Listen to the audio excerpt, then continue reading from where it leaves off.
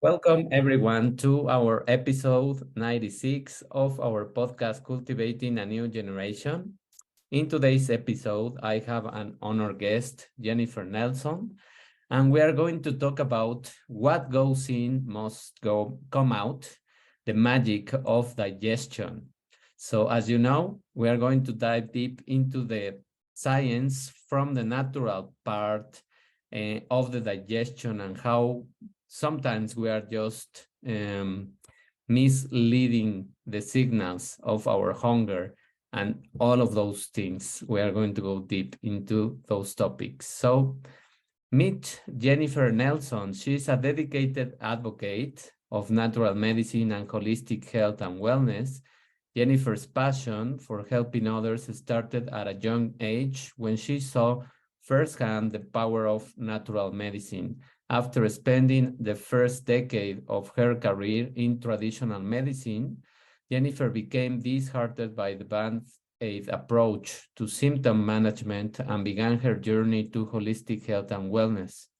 With years of education and experience, she is now a board-certified doctor of naturopathy, bioresonance practitioner, iridologist, and IASIS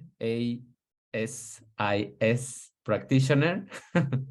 In 2013, she founded a full functional holistic wellness center and now solely focuses her full attention on Jennifer Hawkes' health, where she provides a safe space for women to take back their health naturally and uncover the root cause of their health issues. Jennifer is committed to helping women achieve a healthier, happier version of themselves by living through the power of their own health.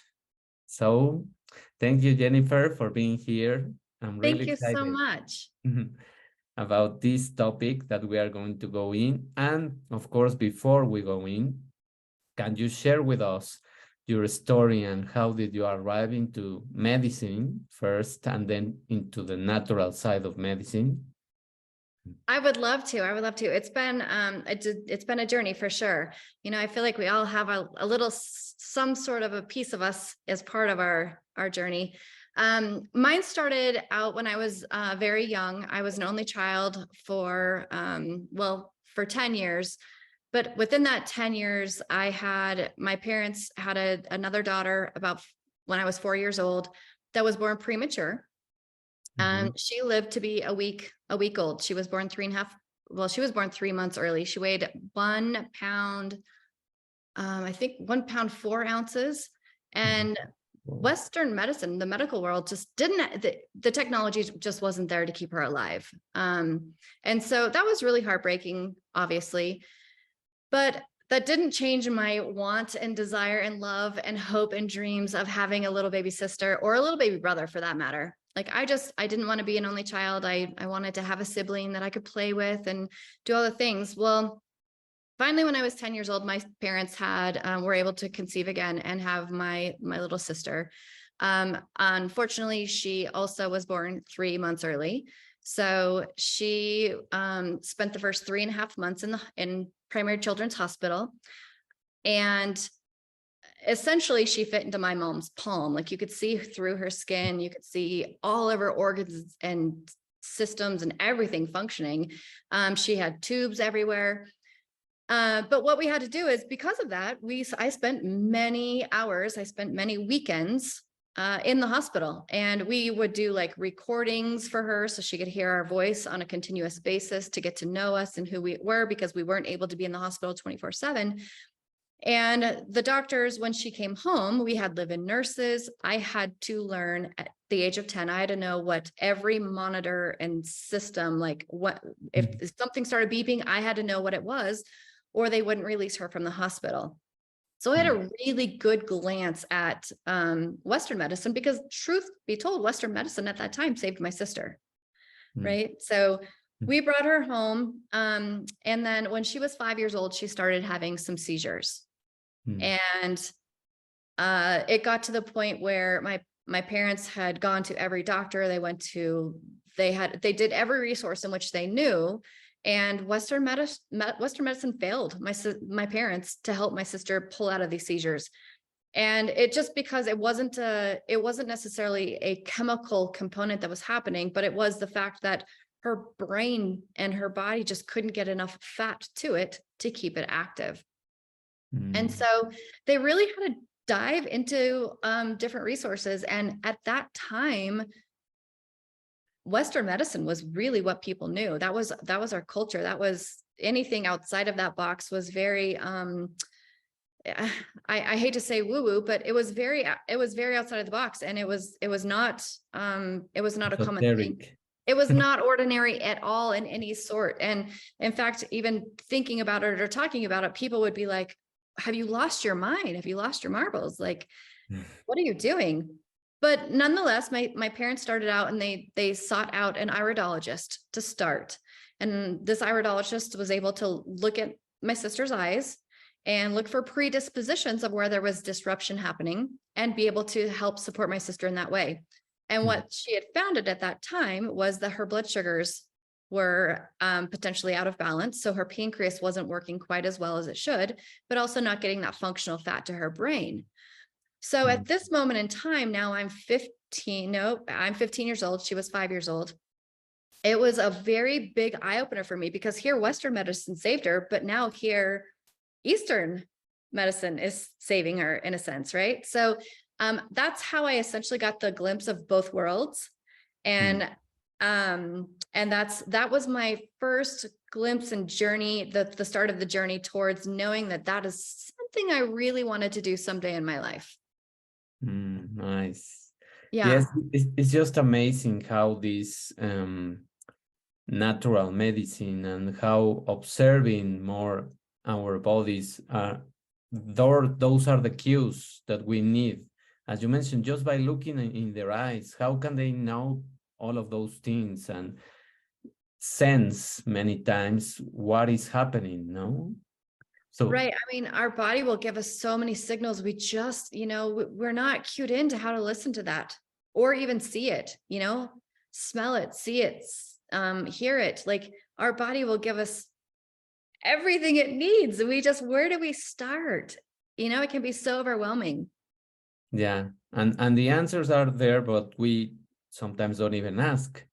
Sometimes don't even ask, and sometimes don't even take a pause to realize what are we doing also to damage our own bodies, no? Oh, absolutely. And I see that. So in my practice, that's what I see a lot. And I'm a big advocate of helping people understand that, whether it's through their iris, right? I had a woman in just yesterday and she sat in front of me and her pupils were so big.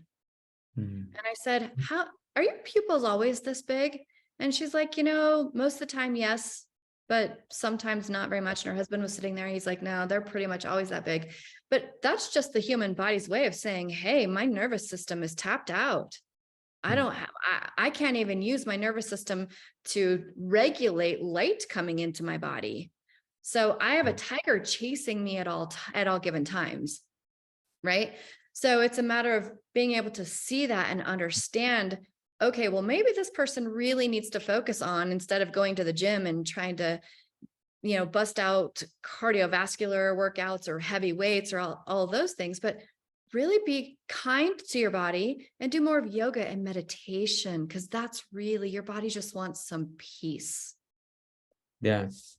Yes, and I just also realized that because I was just in a surgery more or less 3 weeks ago, and I had an appendix surgery. Oh, yes. And I have to reset, of course, my body and all my routines and everything. I like to swim and sometimes I run, but mostly I swim, and I do also the strength exercises and all of those things. So just by listen to my body when it was time to go back to certain routines and start walking, and don't rush into anything, just trying to sense the pain and to sense when it was enough, and just say, well, 10 minutes this week is enough. That's I'm so glad you're saying that, because I can't agree with that more. You know, we've been tuned, where we've been programmed to push, right? Yeah. And if we can't do it, we're weak, or we're, you know, we're labeled, or we label ourselves.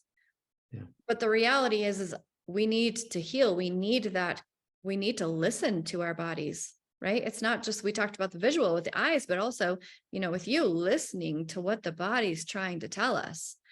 Yes. And as we move in life, as we age, as we pass time, and we have to change the way we approach our bodies. And the same exercise that we did when we were 20 is not working when you are 40. So you have No. to pay more attention to what your body needs and what is the composition now of your body and how your metabolism is slowing down, or it's okay. All of those things, I think that is also something that many people don't even know about themselves. No, they know more about their phones than they do about their body. Oh my goodness, isn't that the truth? That is the truth. They know, especially young children. Yeah. You know, I could say that, you know, the older generation are kind of like, whatever. They don't really want to learn it. They learn enough about it to learn it. But yeah, it's so true. They know more about their devices and how to connect with people, but not really connect with people, right? Yeah. They don't even know how to truly be social, Yes. because they have this device that's in between them that they can hide behind at all given times, right? It's And that, that that it shield. primes them. It primes them to start being anxious about not using it or touching it or seeing any kind of dopamine hit that comes from the games and from the social media when they have age to get into those things. No. That's exactly right. And I think that a lot of, you know, as we're going to dive in, I know, a little bit deeper in digestion here in a second, or the A to Z aspect of digestion. But, you know, I think a lot of people also, you know, they see all the good stuff on the other side, or they see how the camera is angled. So they're looking, and they're constantly putting themselves kind of into this bad space of their confidence level, right? They're Mhm. looking at other people and thinking, oh, well, I'm not that pretty, or I'm not that skinny, or I'm not that, or I'm not this. And so, you know, they start depriving themselves of food, or they start depriving themselves of all sorts of things as far as the digestive piece goes. And then they, you know, they go to put on their pants, and it doesn't fit well. So then I just think that there's so much mental mindset that goes around all of that as well. Mm-hmm. You know, Yes. it's not just even, you know, the social piece of it. There's so much that can disrupt all of the body.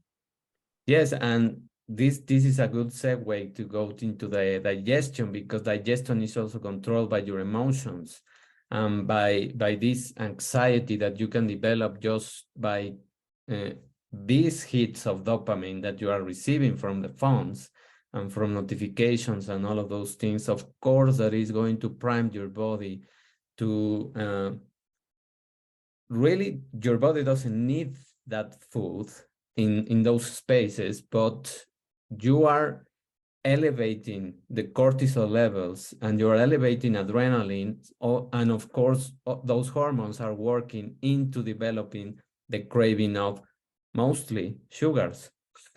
Well, that's right. That's absolutely right. Yeah. Yes. And I see that all the time. You know, and it's also a mindset, because I think that, you know, you've got these disruptors happening with the HPA axis. So the brain to gut connection that's happening, the cortisol is spiking, you know, insulin's trying to come in and save the day, pushing the glycogen storages into the fat cells, right? And then they're just holding on to them. But what happens is we don't even allow our body to go, to release, right? So it's like, okay, protect, everybody save, everybody, you know, keep a hold of everybody. We're going to have to just make sure that she's in no harm's way. And then the next bout comes, Mm-hmm. right? And then the next bout comes. And then Yes. it's this perpetual cycle that happens that, you know, and you're exactly right. And I also think that that cortisol and the sugar, I mean, they do not speak, they're not friends. I mean, they really aren't friends. They really are enemies, even though they act as like they're friends, right? Yes. Well, media has made us think that they are friends. That's right. So they say when you are stressed, eat some sugar and That's you right. will feel better. No? That's right. And in what form, right? Because it comes in, there's 65 different forms of sugar. Yeah. And the labels, you know, you get a label and a label says, you know, it's got 5 grams of sugar. The new labels, though, are starting to show that there's 5 grams of sugar plus an additional, you know, 4 grams of added sugar to that. I don't know if that's where you are, but it's happening here in the US. No, well, it happens here, although I can applaud to our Ministry of Health that they have labeled with black etiquettes that they have the amount of sugar and they say excess of sugar, excess of fat, saturated fat, excess of calories. And when you turn the package, of course, you can see where are the sugars, although many names are used by this food industry to mix people, and they, of course, they can't read technical names, and they don't know that inositol is one of the sugars, and acesulfame is another sugar, or dextrin is another sugar. All of those things are sugars, and those are the most toxic sugars because they are going to indirectly prime your body to absorb the glucose and then give you an hypoglycemic That's shock. right. That's right. That's exactly right. Right. It's dysregulating us. Yes. And here's the thing that gets me the worst is now the convenience of gummies, right? Anything in a gummy form because it tastes good, it's convenient, and I'll take my multivitamin if it's in a gummy form. And I'm like, oh dear, have you guys read what the other ingredients are? And I think people are not primed to read what the other ingredients are. Yeah. You know, we are primed to look at what's in it. Okay, there's vitamin C, there's vitamin A, there's, you know, B12, B6, B3. Great, that's what I need, right? I need those B vitamins, I need the vitamin A, I need the vitamin C, but they fail to look at the other ingredients. Yeah. All of the colorants, all of the artificial things that there are, all of those chemicals. And I just tell people when I have also clients, I tell them, if it's more than 5 things that you can understand, for example, that's it. That's it. That's right. It. That's right. To the trash. You know, and if the first ingredient even sounds like sugar, it's probably not a good thing to put in your body. Yeah. Yeah. So, and it is not becoming obsessed about eating something, because many times people say, well, then I cannot eat anything. No, it's not about that. No, and it's really not even about eating, I don't think, in my opinion. But it's also, let's go back to the cortisol piece of that, because stress hormones have a way of eating up what's called hydrochloric acid. Okay. So hydrochloric acid is that buffered ingredient in the stomach that needs to be there to, one, churn the food, to then send it to the small intestine. And it also signals the gallbladder and the pancreas to release their piece of the puzzle, right? So the gallbladder is releasing the bile, the pancreas is releasing those digestive enzymes, but you have to have that hydrochloric acid in there as a buffer to be able to break down the foods to be able to absorb. So when you're eating the sugar and then you're increasing your cortisol level, maybe due to sugar, maybe due to situation, we can't, you know, as a practitioner, I can certainly guide you to those things. I can help you get off the sugar, but I can't change your life, right? I cannot change anybody's life. I can't change what happens when they leave my office. I can't change the relationships they're in. I can't change the food that they choose to put in their fridge, but I can certainly give them that guide. So if I can help them mitigate or get rid of the sugar, or at least help them understand how dysfunctional it can be to the digestion, and then help them increase their natural hydrochloric acid that sugar is ultimately breaking down. Because if we don't have that hydrochloric acid, we don't truly have optimal digestion. Right? Yeah. And also, well, now that you are there, can you mention more or less the time that it takes for the food to take this process? Because that's something that I think people need to understand, that it is not something that happens in 1 or 2 hours. This is a process that is very long and very demanding. Yeah. And exactly. It is very, very long and very demanding, and it demands multiple organs to be in place. It's not just one. We think about digestion as being so simple, like you eat food, it does a thing, and then you get rid of it, right? Yes. But you're right. And everybody is going to be different. The transit time, 12 to 24 hours is what we typically see. If it's, so people that are eating their food and then immediately having to use the bathroom, that's a problem, because you're not absorbing anything. You're flushing, you're flushing nutrients. But also, I think what happens with most people is that, so it goes into the stomach, you get the churning happening, you get the release of the ox bile, so to break down the fats, you get the release of all the other enzymes, so protease, cellulase, maltase, sure I'm forgetting a bunch of other ones, but anyway, those are then released into the stomach again for that churning piece of it. Then it goes into the small intestine, and that is where essentially separation happens. So all the nutrients are being absorbed into the body, while then the waste is being pushed into the large intestine, where then you need hydration. So this is where the water comes in, right? You've got to have the hydration in order to hydrate that to get it out. So we're talking a good, it depends, 12 to 24 hours of a digestive state. So when people eat and then 2 hours later they eat again, or they're hungry again, there's oftentimes a problem. There's a disconnect in there. And most of the time I have to think to them or ask them, what's going on? Like, is this an emotional pattern that's happening? Where's that disruption happening? Right? Why do you have that craving, no? Why do you have that craving? Right. Is it due to the fact that you're on a roller coaster of sugar? Right? Are you having these highs and lows of sugar? Is it the fact that maybe you don't have a gallbladder, right? Maybe you don't have a gallbladder. You're not producing enough ox bile to break down the fats. The fats are flushing through the body, and the body is left going, I don't know what to do. And then it sends signals up to the brain. The brain says, I don't know, eat, right? Just eat. Maybe it'll make you feel better. Maybe it'll make you go to the bathroom. Maybe it'll do whatever it needs to do. But what happens is when this dysregulation happens, you get so much backup in the colon, the large intestine specifically, that most people end up with constipation. And when constipation happens, that's when the body gets toxic.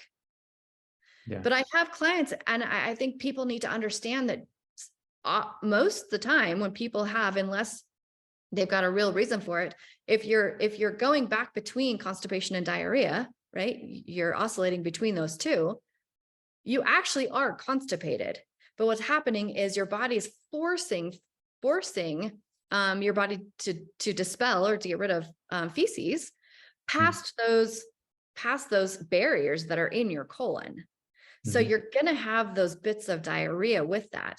Because then when people are like, I don't know, I had diarrhea and then now I have constipation and then I keep going back and forth. Well, it's most likely that there is constipation happening again with those little innuendos of time where the body's just trying to purge. So what would be the regular rhythm, more or less? Of course that you cannot say a number, a magical number at that, and everybody's going to be in that rhythm, but more or less, what is the range of normalcy? Normalcy, great question. Because when I ask my clients this and they tell me I'm regular, and I say, what's regular to you? And they say every 3 days. I just want to cry, right? I just want to cry. because that is not regular. Regular is truly 1 to 2 bowel movements every day with a 2 to 3 hour time frame in between and after you eat. Not meaning like you eat, you got to give it a little bit of time, then you should defecate, right? Then you should be going to the bathroom. You should not be eating and then immediately going to the bathroom. However, morning time, right? The large intestine is from, so on a Chinese clock, you've got the liver from 2 to 5. You've got the lungs from, you've got the liver from 1 to 3. You've got the lungs from 3 to 5. And then you've got the large intestine from 5 a.m. to 7 a.m. So if you're defecating, if you're going to the bathroom, within that 5 to 7 a.m. time frame, that's beautiful. That's the perfect time for the large intestine to be doing its job. Now, if you're not, or you're, maybe your sleep is off, maybe your circadian rhythms are off, or perhaps you're constipated, that's not going to happen. And maybe people need, some caffeine, some coffee, movement, something to help get that rhythm going. And I think that due to the fact that our lives are what they are, we're plagued with a lot of environmental toxins from food, from relationships, from work, from stress, of EMFs, Wi-Fi's. I mean, it throws our entire rhythm off most of the time. So, but having a bowel movement twice a day is great. That's a normalcy. That's pretty normal. I mean, everybody's different. I've tried to take normalcy out of everyone because we're all unique individuals, and we're all going to be a little different. But as far as allowing for the body to release those toxins, at least once a day. Let's just start with once a day, right? Yes, it's like, let's go for the basics. Let's just go for the basics. Exactly. Yeah. And I love the way that you also explained how the internal clocks work and these rhythms that we have, and how sleep is very important for our digestion, and disrupting sleep is going to disrupt all of the other clocks, because all of it. Your body is just like after party. No, that's exactly right. And it's interesting because even though the digestive system is on the different body clocks, the different time frames, I would say that 8 out of 10 people, if they're waking up in the nighttime, they're waking up between the hours of 1 and 3, which is going to be the liver. And that's because as the liver does play such a huge part in digestion, it plays an even bigger part in the filtration, right? Releasing, getting rid of that toxic waste. And digestion our body cannot heal itself if we have toxic waste that's present at all given times. We've got to give our body a break, right? And, for most people, I'm a big component of intermittent fasting. Yeah, well, I love that you mentioned that. Yeah, there's times where it's not the right thing for everybody, but for the most part, it's really healthy for the human body to have a break. Yes. And also something that you mentioned that made me think also in my recovery, and just mention this kind of piece of a story, is that when you have a surgery, of course, you have a lot of medications in your system. And I am not used to taking almost any kind of medication, unless it's something that I really cannot stand, like COVID. Sure. But I take something, but if not, I don't take anything. And I try just to recover with sleep, exercise, and fasting. No, those are my 3 bullet points that I have for recovery. So when I just get out from the surgery, my body was completely messed up in this digestion and in this going to the bathroom in the night, that I just was amazed by how much it had to detoxify. And every time I went to the bathroom, instead of seeing it as a danger signal or worrying or thinking that something else was happening, I was just being in gratitude for my liver. And I said, okay, just throw everything. I know that you have to detoxify. I know that this is a process, and whatever it takes, 1 week, 2 weeks, I don't care. I will keep coming to the bathroom and just I let love me that. know. I No. love that. And I love that you are being intuitive, because I think, intuition plays a huge role. It saddens me that so many people are not quite in tune, because we have so many other influences going on around us. Mhm. But I do want to say a point to that, because, you had surgery, so you were most likely on some sort of an antibiotic, because they had to, they had to take out your appendix. So Yes. it doesn't matter what surgery it is, you're going to have to rely on some sort of an antibiotic. And that is where Western medicine comes in when it has to, right? Yeah. So it is there for a reason. It's not there for every reason. Mhm. But for every round of antibiotics, it does destroy the integrity of the gut for a year, right? I know. So what that means, it doesn't mean anything terrible. What that means is that we just have to be in tune to our body. We have to understand that you're right. Fasting, being gentle. You mentioned like you love swimming and you were only doing, 5 or 10 minutes at a time when you started. That's beautiful. Getting the sleep that you need, knowing that you need to cut out maybe all of the unhealthy foods, or being very aware of that emotional eating concept. Mhm. Yeah. And one thing I tell people, I love, and I kind of I'm not forcing people to do this, but I'm really, really pushing for people to start journaling. Yeah. Journaling can tell us so much about things that's going on in our life that we are so clueless about. Yes, and you just realize when you are writing, when you are journaling, or if people are lazy to write, just reflect. Just reflect about your body, and just reflect and close your eyes and think what is happening to your body, because the answer will come to you, and you will really know, oh, that's why I'm going to the bathroom, because I get a lot of antibiotics and the anesthetic and all of those things, and my body has to take it out in a way that probably is not very comfortable at the beginning, but it is just what it is, no? Yeah. But I also think that, we do have to rely on ourselves, on our own physical being as much as we can. But the reality is some of us do need that extra help. We don't have the cellular energy in order to do it ourselves.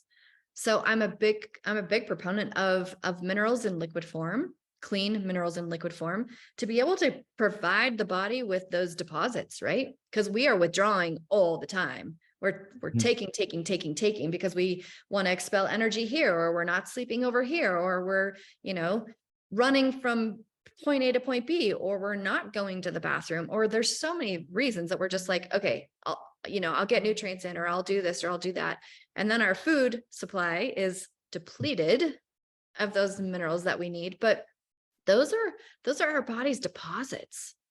Like, it's what gives us that cellular energy to be able to do the things we need to do, because sometimes we're doing all the right things, but if we don't have the energy source, if we can't turn our light switch on in our body, Mhm.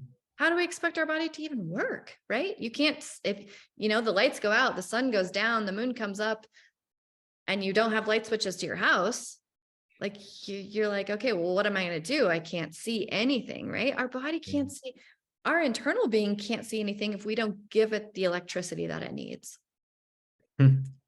Beautiful analogy, because yes, it's electricity's positive and negative charges of the minerals that we need in order to balance the ions, the energy, Right. and many of these powerhouses that we have inside of us. And I love that, because I love the biochemistry of how it works, and it is just a power plant It's a that power plant. that we really need to, as you mentioned, to notice that nowadays what we eat has 10% of what it used to have, no? and we need supplementation at some point, and we need to be intuitive about what our body needs, if it's mental, if it's physical, if it's emotional. All of those minerals are going to help for many of those reasons. No? Yeah. Yes. And I tell people, you talked briefly about the functional medicine, functional wellness center that I started. I started that in 2012. But it's an energy wellness center. So a lot of the therapies I have there are based on how to provide frequency medicine to the body. Right. So it's not just about supplementation, but then, stepping outside of that, forest bathing, putting your, grounding, going to the ocean, letting that salt, those negative ions just like flow all over you, sitting with a loved one, literally, it doesn't have to be intimate, but like truly skin on skin. That is a form of grounding. That is a form of increasing the oxytocin in the body for the body to release and say, okay, I'm going to do what I need to do because it's a feel good hormone, right? Yeah. Everything we can do to ground the body and allow the body to feel those feels of energy and power and increase that power plant internally is so powerful. Yeah, thank you for mentioning all of those pillars, I call them, because I also integrate health into 5 pillars. And this is the emotional, the nature is consciousness, being more conscious about that you are part of the nature. You come from the earth. You are in tune and in vibration with earth. So the more you are exposed to sunlight, the more you are in touch with smelling when it rains. Yes. When it rains and you smell the plants and all of those things. I am very, very lucky to live in a place where we have a lot of vegetation and a lot of trees and animals and birds and squirrels and all of those things. And I love when I go out in the morning and it just rains and the smell and the thought, just the birds are singing. That's what you need. The birds are singing. In fact, well, it's a late winter here where I live. I live in Wyoming. And the other day I opened the window and I was like, oh my gosh, listen, the robins are here, right? It's like the body's like, oh my gosh, spring is around the corner. Yeah. We're going to have more sunlight. We're going to have more, days of feeling, I don't know. I'm not saying that winter doesn't make you feel alive, but when you live in a place where there's winter 6 to 8 months a year, it gets hard. Yeah. So, we tend to find ourselves, in the winter or in the summertime, we are forest bathing all the time. We're in the forest, we're at the lake, we're underneath the mountains, we're in nature, and you have to soak that up. Just, And now that we are touching those pillars and atmospheres and environments, how does all of those puzzles or pieces, sorry, yeah, come into the puzzle of the digestion? What happens, for example, in winter, summer, spring? Yeah, so that's great. We are innate human beings, and during the wintertime, our bodies, our digestive system will slow down, just like hibernation happens, right? And it really depends on where you are. It depends on, your ethnic background. It depends on so many things. It depends, you're not going to want to eat, you're not eating raspberries in the middle of winter around here. Right? So it's a matter of finding those foods and the culture in which wherever you live, because you guys may grow fruit and vegetables all year round, where in Wyoming that does not happen here. So it's a matter of, one, knowing what's growing at what time, so you're getting the food in real time to absorb those nutrients as optimally as possible. But also, it's really also about the fact that talking about the negative ions and talking about energy and talking about the powerhouse of the body, we need to be digesting in a state of calmness and peace, right? People are constantly, we're eating on the fly. I'm guilty. I'm guilty with a busy practice and a busy life, I'm oftentimes literally eating as I'm waiting for the next client, or I'm eating on my way to work, or I'm stopping at the office to grab something quickly before I get to work. But that doesn't do my body the best that it could, right? We really need to sit down, and we really need to thank our food. We need to thank our digestive system. We need to thank our liver. We need to be grateful for the opportunity to have a moment and allow for these body processes to happen instead of being rush, rush, rush, rush, rush. Yeah. Right. So when you talk about the puzzle pieces and talk about the 4 seasons, in my opinion, yes, there's a lot to do with that. But I think for most people, trying to understand what to eat, when to eat, and how to eat, I think it's so important to just sit down, take a couple deep breaths, turn your cell phone off, leave it at the front door. One of the things I love, with my family, is that when it's dinner time, the phones are nowhere near us. So the kids aren't sitting on their phones. We don't have the distractions. Like, we get to sit down, we take a couple of deep breaths, everybody sits down at the dinner table at the same time, and really allow for that digestive process to happen. Now, this has nothing to do with it, but it's one thing that I really want to tell people: stop drinking water during dinner. Stop drinking fluid during your eating time. Yeah. Because you're diluting all of those beautiful juices that the body is innately making to break down the digestive process. Then all you're doing is diluting it. You're diluting it, and the body can then just is like, I can't do it. We're either overeating, or we're eating high pH. Sorry, we're eating low pH foods, right? So we're eating the pastas and the rice and the meats and the things that takes more energy for us to break down because they're acidic. And when we drink fluid during the digestive process, we're breaking that chemical component down.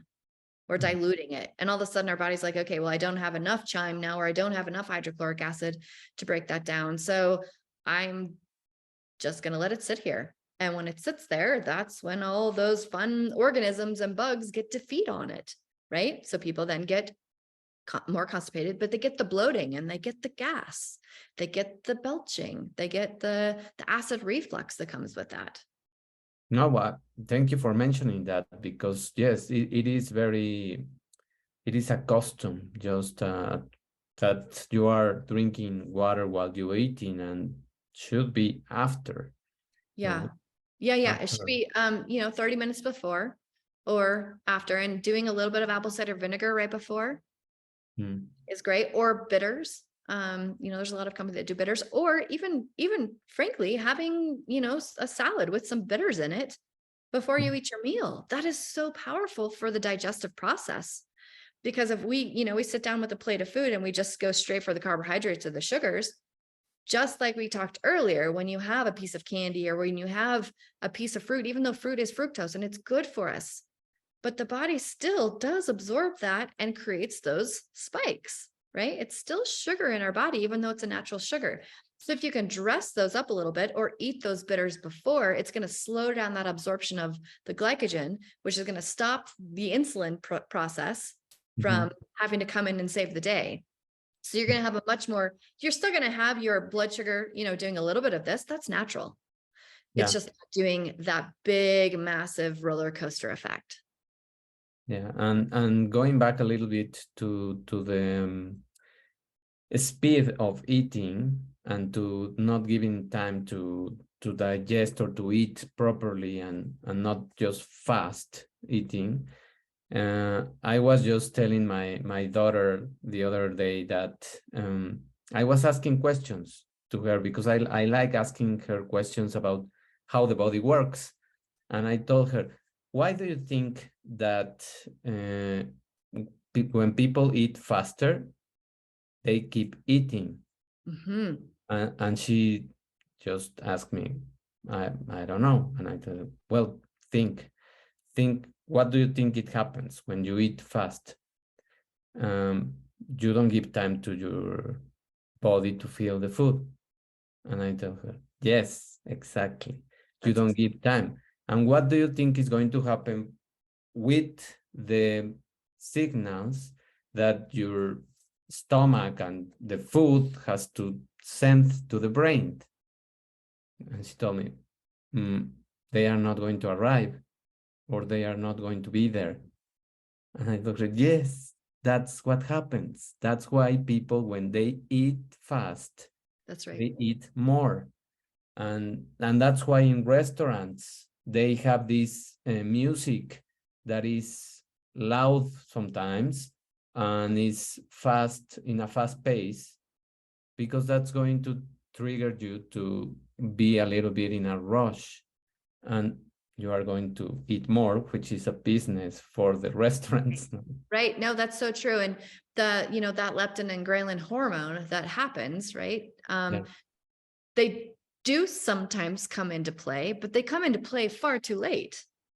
Yeah. Because then we're like, oh my gosh, my stomach is so full, I can't move. Right. Yeah. And then, and then a couple of hours later, they're hungry again. And they're like, why am I hungry? Or it just sits there because they haven't even given time for those digestive juices to even come into play. Yeah. Yeah, that's a great, I actually didn't even think about that. I didn't think about restaurants, but you're absolutely right. I just noticed that because mostly when I go out with friends and I try to observe how people eat. Oh my gosh, I just And never thought about that. Like, how great is that? Thank you for that little tip.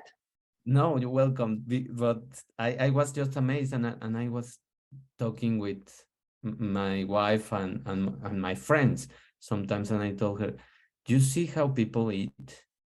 They eat like someone is going to take away the food. They're shoveling it in. Yes, and have you listened to the music? Yeah, well, I'm gonna start listening to that. I'm gonna start paying it. I don't honestly think I've ever really connected music to dining out, but I get that. Yes, I can see this. Well, mostly it's in restaurants, of course, that are made for that, made Right. for this kind of Yes. food, fast food or processed food or all of those things. If you are going to an elegant restaurant, probably the music is going to be different because they have times and they have different, I don't know, I forgot the name of the word, but entree and then the Yep. The main appetizer. course. Yep. Yeah. Appetizer, the So entree, the dessert. those are different music restaurants. Well, I like to pay attention to music because Yeah. I love that. Like, yeah, that's interesting. I have to say this so quickly because it makes me laugh actually. When I was young and I would actually go anywhere with my grandmother. And I'm not kidding you, David. I would count how many times she would chew her food before she swallowed. And knowing we were going to sit there all day for her to finish a meal, right? But now looking back, I'm like, oh my gosh, like we didn't even chew our food. Like it was yeah, like a couple bites in, swallow. And here she was 42 times, average of 42. Now that's a little, that's a little yeah. much, but 42 times before she would swallow, my grandmother. Wow. Unreal. Her digestive Yes. system must have been great. Just kidding. And grandparents used to do many of those things, and they were slow motion in terms of Yes. eating, Yes. and the meals were forever. But of course that you didn't know at that time why. But now that you study and you have those signals and you play a little more of your intuition, you realize and you say, they were wise. They They were were wise. wise. They were wise. And one of the things, I tell my clients as well is, before you sit down for dinner, like honestly stop and think about like a lemon, right? I think about a lemon right now. I get some digestive saliva going. But that is so healthy. You start to trigger that brain to gut connection before you even have food, and you're going to help your digestive processes so much by just allowing you to be able to think about and smell, like take in those signals, take in the senses that are around you and allow for the process to happen. Yes. So to probably to round up and to wrap this digestion process, what can you tell people that they can do in order to have more productive meals, let's say? Yeah. So, just easily, more productive meals is one, going to be like, first of all, what are you eating? Is it healthy for you? Right? Having your greens first. So fibers, then your proteins, then your fats, then your carbohydrates, and then your sugars. Like truly eating food in a specific order will change the digestive process tremendously. So what that's going to do is it's going to help reduce the amount of blood sugar imbalancing you have, the blood spikes. It's also going to help people feel fuller faster because you're getting the fiber in first. Making sure that you are drinking before your meal, not during your meal, and then give it about 30 minutes after a meal before you consume fluid again. Okay. And then, hydrochloric acid is I think the biggest thing. I think that it's the biggest thing. So when I think about hydrochloric acid, some of the best ways, celery juice is really great for increasing hydrochloric acid if you're looking for a food source. Apple cider vinegar is great for increasing hydrochloric acid. And the reality is once we deplete hydrochloric acid and we have the belching, the burping, the gas, the acid reflux, those are very classic signs of low hydrochloric acid. Sometimes you have to go to supplementation, and that's where you have a digestive enzyme that has some hydrochloric acid in it before you take before your meal. Those are good. Making sure your bowel movements are happening at least once a day. If they're not, sometimes you don't, I really discourage people to look at habit forming laxatives. And of course the antacids are going to, they're a Band-Aid that actually creates more of a problem than anything. So, it's just going to disrupt that hydrochloric acid that's not even there. It's just a Band-Aid. I love doing, here's another thing with digestion, and I'll end with this one, is it's extremely beneficial and important to do 10 minutes of movement after you eat. Okay. 10 minutes of movement. I'm not talking about exercise. I'm talking about get up and go for a walk around your block, right? Okay. Walk to your car. If you're at a restaurant, park a little ways away, walk back to your car.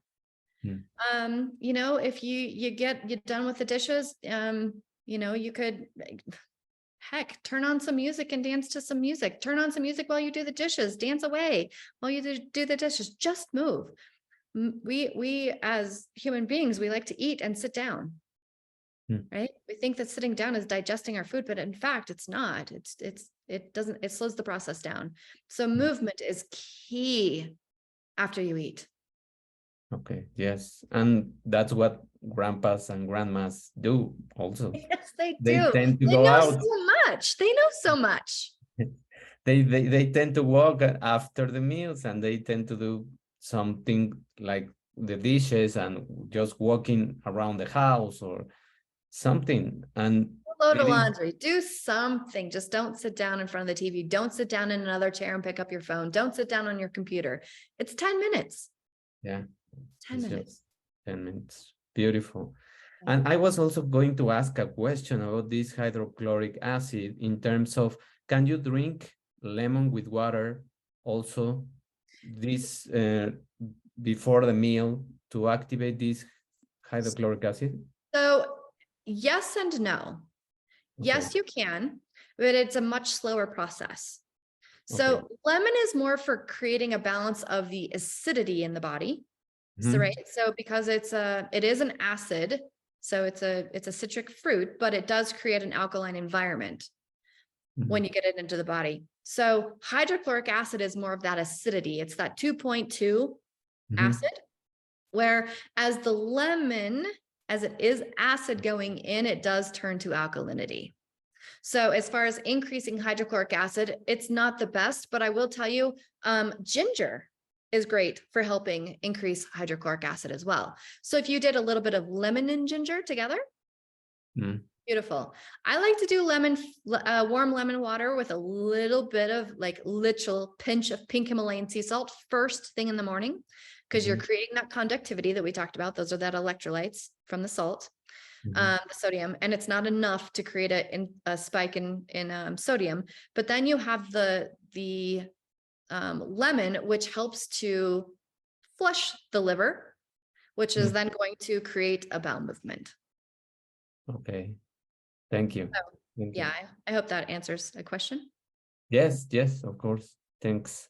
And well, I think that with this, people will have a very, very broad picture of what is digestion and how all of the cues. We talk about a lot of things: weather, seasons, emotions, Yes, all of yes. those things. So just please, people, pay attention to your body and give it a rest, as we mentioned at the beginning. Give it a rest with fasting. Give it a rest with letting the food to be processed, because just emotional eating is not going to help the digestion process.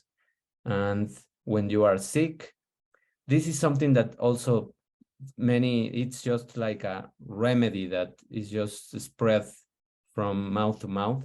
And I think that people used to say that when you are sick, you have to eat. And sometimes no, you don't have to eat, because digestion is going to take all of the energy That's from right. the recovery and healing process into the digestion. So if you are not hungry, don't eat and let your body rest and heal.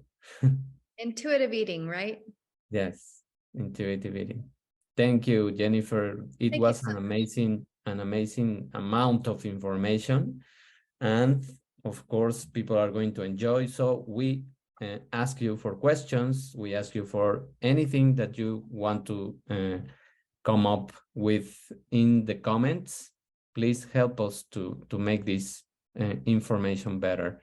I would love And that. thank you, Jennifer, for being here and for your wisdom. Thank you, everyone, for listening, and we will have our next episode next week. Bye. Bye.